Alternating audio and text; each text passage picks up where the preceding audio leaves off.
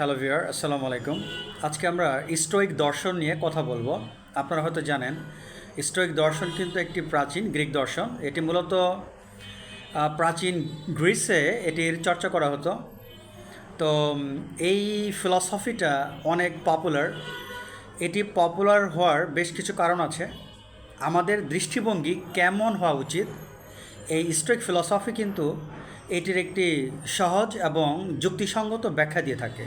তো চলুন আজকে আমরা স্টোইক ফিলসফির বা স্টোইক দর্শনের কিছু মূল্যবান দিক নিয়ে আলোচনা করি। তো এই স্টোইক দর্শনের কিছু মূলনীতি আছে, তো সেটি আমি আপনাদের সাথে শেয়ার করব। প্রথমত বলা হয়েছে বাহিরের ঘটনাগুলো মানুষ নিয়ন্ত্রণ করতে পারে না। বাহিরে যে ঘটনাগুলো ঘটে সেগুলো মানুষ নিয়ন্ত্রণ করতে পারে না, তবে মানুষ তার মন, চিন্তা এবং প্রতিক্রিয়াকে নিয়ন্ত্রণ করতে পারে। এটি হচ্ছে স্টোইক দর্শনের প্রথম মূলনীতি। তারপর স্টোইক দর্শনের দ্বিতীয় মূলনীতি হচ্ছে যেটাতে তোমার হাত নেই বা যাতে তোমার হাত নেই তার জন্য দুঃখ বা রাগ করো না। অর্থাৎ যেখানে তোমার হাত নেই তার জন্য তুমি দুঃখ বা রাগ করতে পারো না। স্টোইক দর্শনের সর্বশেষ যেই নীতিটা সেটা হচ্ছে আমাদের সুখ নির্ভর করে আমাদের নৈতিক জীবনযাপনের উপরে। বাহ্যিক কোনো বস্তু বা অবস্থা আমাদের সুখের ভিত্তি হতে পারে না। তো চলুন এখন আমি স্টোইক দর্শনে যে মূলনীতিগুলো বললাম সেটা একটু ব্যাখ্যা করি। প্রথমে যেটা বলেছিলাম সেটা হচ্ছে যে বাহিরের ঘটনাগুলো আমরা নিয়ন্ত্রণ করতে পারি না, তবে আমরা আমাদের মন, চিন্তা এবং প্রতিক্রিয়াকে নিয়ন্ত্রণ করতে পারি। এটি বাস্তব।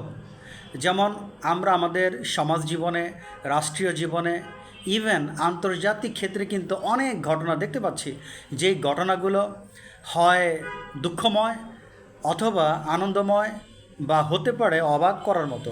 এখন এই বিষয়গুলোকে, এই ঘটনাগুলোকে আপনি কিভাবে অ্যাকসেপ্ট করবেন সেটা হচ্ছে আলোচনার বিষয়। আপনি যদি এই ঘটনার সাথে নিজেকে একাত্মতা করে ফেলেন তাহলে আপনি দুঃখিত হবেন। তার মানে এখানে আপনাকে মেন্টালিটিভাবে অ্যাকসেপ্ট করতে হবে আপনি কিভাবে সেটাকে নেন। আপনি একটা ঘটনা শুনেছেন, যদি এটা আপনার মনে রেখাপাত সৃষ্টি করে, আপনার মনে দুঃখ দেয়, আপনার মনে পীড়া দেয়, তার জন্য তো সেটি আপনিই দায়ী। তার মানে স্টোইক দর্শন আমাদের শেখাচ্ছে বাহিরে যতই ক্রিয়াকলাপ ঘটুক সেখানে আমাদের নিয়ন্ত্রণ নেই, কিন্তু আমরা আমাদের মনকে নিয়ন্ত্রণ করতে পারি। সেটিকে আমরা দুঃখময় হিসেবে নিব, নাকি সেটিকে আনন্দময় হিসেবে নিব, নাকি সেটিকে আমরা অবাক করা হিসেবে নিব, সম্পূর্ণ ডিপেন্ড করছে আমাদের মেন্টালিটির উপরে। তার মানে ঘটনা যেটাই হোক, আমাদের মন সেটাকে কিভাবে গ্রহণ করে সেটাই কিন্তু স্টোইক দর্শন আমাদেরকে শেখায়। দেখেন, আমরা কিন্তু কেউ প্রাকৃতিক দুর্যোগ থেকে মুক্ত নই। পৃথিবীর অনেক দেশে প্রাকৃতিক দুর্যোগ ঘটছে, বন্যা হচ্ছে, ভূমিকম্প হচ্ছে, সুনামি হচ্ছে। আমাদের কারো কোনো ক্ষমতা নেই প্রাকৃতিক দুর্যোগকে নিয়ন্ত্রণ করা, কিন্তু বুদ্ধিমানের কাজ হচ্ছে সেটিকে, এই দুর্যোগের পরে যে ক্ষতিটা হয় সেটিকে ওভারকাম করার জন্য আমাদের চেষ্টা করা উচিত। কিন্তু আমরা কখন এটিকে নিয়ন্ত্রণ করতে পারবো না। তার মানে এই প্রাকৃতিক যে ঘটনাগুলো সেটিকে স্বাভাবিকভাবে গ্রহণ করাটা কিন্তু বুদ্ধিমানের কাজ, যেটি আমাদের এই স্টোইক দর্শন এটি আমাদের শিক্ষা দিয়ে থাকে। আচ্ছা, স্টোইক দর্শনের যে পরবর্তী নীতিটা সেটা হচ্ছে যাতে তোমার হাত নেই তার জন্য তুমি দুঃখ বা রাগ করো না।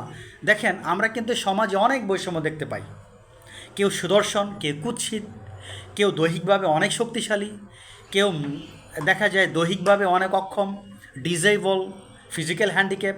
আবার কারো দেখা যায় মেধা অনেক বেশি, আবার কারো দেখা যায় মোটেও নেই, আবার কারো দেখা যায় ইমিউনিটি পাওয়ার খুবই কম, কারো অনেক বেশি, কেউ সহজে রোগে আক্রান্ত হয়। এইগুলোতে কিন্তু আমাদের কোনো হাত নেই, এগুলো সব প্রাকৃতিক ব্যাপার। সো যেখানে আমাদের কোনো হাত নেই তার জন্য দুঃখ করা বা রাগ করা কখনোই বুদ্ধিমানের কাজ হবে না। আল্লাপাক বা প্রাকৃতিক বা যেটাই আমরা বলি না কেন, তিনি যেভাবে আমাদের নির্বাচন করেছেন আমরা সেভাবেই হয়েছি, বাট এখানে কিন্তু আমাদের কোনো হাত নেই, যেটা আমি একটু আগে বললাম। ঠিক একইভাবে সমাজে এমন লোক আছে আপনার চেয়ে কয়েকশত গুণ ধনী। সমাজে এমন লোক আছে যাকে সারা ওয়ার্ল্ডের লোক চিনে, অথচ আপনাকে চিনে না। সো এখানে আপনার কোনো হাত নেই। এই বিষয় নিয়ে আপনার রাগ করা বা দুঃখিত হওয়া কোনোটাই বুদ্ধিমানের কাজ হবে না। এইটাই শিক্ষা দিচ্ছে স্টোইক দর্শন। আরেকটা মজার বিষয়, আপনি সৎ, আপনি ভালোভাবে জীবনযাপন করেন, কিন্তু সমাজে কেউ আপনাকে সম্মান করে না, এখানে আপনার কোনো হাত নেই। আপনি ভালোভাবে জীবনযাপন করেন, দ্যাটস ওকে, আপনি অনেস্ট, তাও ঠিক আছে। সমাজের লোক সম্মান করতেও পারে, নাও করতে পারে, বাট এক্ষেত্রে আপনার কোনো হাত নেই। স্টোয়িক দর্শনের সর্বশেষ নীতিমালা হচ্ছে যে সুখ নির্ভর করে আমাদের নৈতিক জীবনযাপনের উপরে। এই কথা কিন্তু মহান গ্রিক দার্শনিক সক্রেটিস বলেছিলেন। তার মানে আমরা সৎভাবে জীবনযাপন করব, নৈতিকতা মেনটেন করব, তাতেই সুখ। বাহ্যিক কোনো বস্তু বা অবস্থা কিন্তু আমাদের সুখের মাপকাঠি হতে পারে না। আমরা যখন সদ্গুণের চর্চা করব, সততা মেনটেন করব, মানবতা দেখাবো, ভালো কাজ করব, এর মধ্যে প্রকৃত সুখ নিহিত আছে। এই নিয়ে আমি একটা আলাদা ভিডিও করেছিলাম যে অ্যারিস্টটলের মতানুসারে সুখের সংজ্ঞা। আপনারা যারা ভিডিওটি দেখেননি, এই ভিডিওটি দেখে নেবেন, দেখবেন স্টোয়িক দর্শনের সাথে আমরা অ্যারিস্টটলেরও ফিলসফির অনেকটা মিল পেয়ে থাকি। যাই হোক, এখন যে কথাটা বলতে চাবো সেটা হচ্ছে, দেখেন, আমরা অর্থ, খ্যাতি, ক্ষমতা এগুলোর জন্য আমরা কিন্তু এগুলোর প্রতি আমাদের একটা আকর্ষণ থাকে। স্টোয়িক দর্শন নিষেধ করছে না। অর্থ, খ্যাতি এবং ক্ষমতার জন্য বা ক্ষমতার প্রতি আপনার কোনো আসক্তি থাকা চলবে না। এগুলোর প্রতি আসক্ত থাকা ঠিক নয়। মৃত্যু অনিবার্য। স্টোয়িক দর্শন আমাদের শিখায় কিভাবে জীবনকে অর্থবহ করা যায়, কিভাবে জীবনকে সার্থক করা যায়। তো প্রিয় ভিউয়ার, স্টোয়িক দর্শন নিয়ে ছোট পরিসরে আজকে এখানে শেষ করছি। সবাই ভালো থাকেন। আল্লাহ হাফেজ।